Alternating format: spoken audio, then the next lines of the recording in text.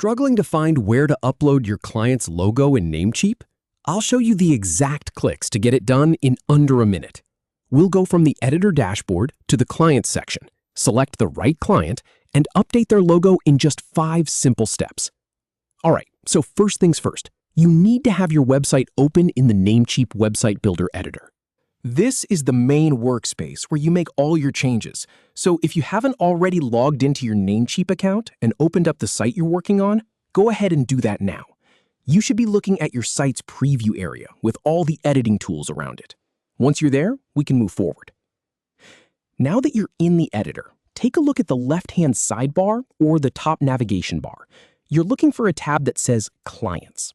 Go ahead and click on that. This is where Namecheap stores all the information about the people or businesses you feature on your website.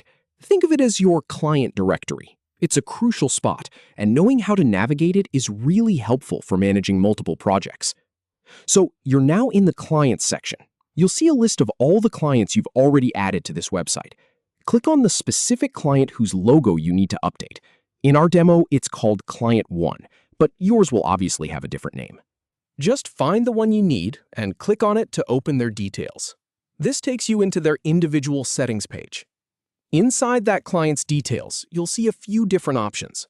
What you're looking for is the client logo option. It might be a thumbnail image or just a text link, but it will be clearly labeled. Click on that. This is the spot where you can replace the existing logo or upload a brand new one. And here's a practical tip from someone who's done this a lot. Make sure your logo file is a standard image format, like PNG or JPEG, and that it's a reasonable size. A file that's too large might slow down your page load time. Now you're in the logo upload area. Click the upload button and select the new logo file from your computer.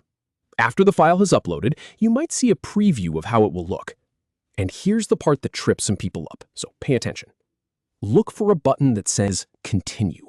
It might not be a save button that you're used to, but Continue is the button that actually applies and saves your change. Click that. And that's it. You've successfully updated your client's logo. It really is that straightforward once you know where to look. From being confused about the menu options to confidently navigating the SiteMaker editor and updating a logo in seconds.